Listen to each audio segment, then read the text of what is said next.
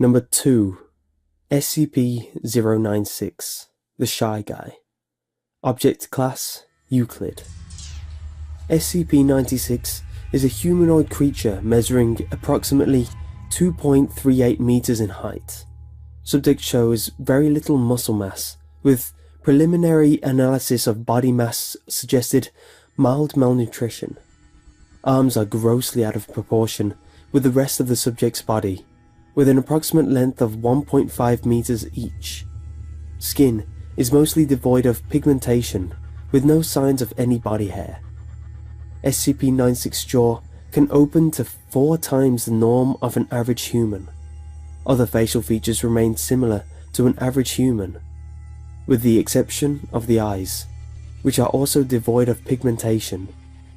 It is not yet known whether SCP-96 is blind or not.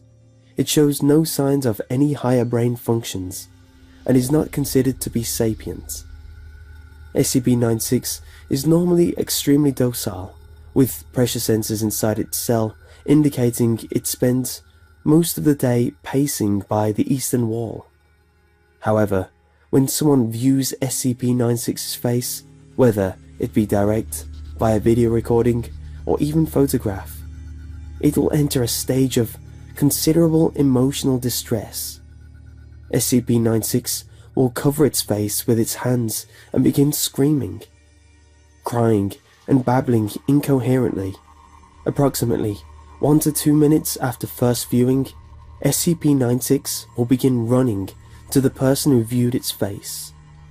Documented speeds have varied from 35 kilometers an hour to more, and seems to depend on distance from the target. At this point, no known material or method can impede SCP-96's progress. The actual position of the target does not seem to affect SCP-96's response. It seems to have an innate sense of the target's location. Note, this reaction does not occur when viewing artistic depictions. Upon arriving at target's location, SCP-96 will proceed to kill the target. 100% of cases have left no traces afterwards. SCP-96 will then sit down for several minutes before regaining its composure and becoming docile once again. It will then attempt to make its way back to its natural habitat.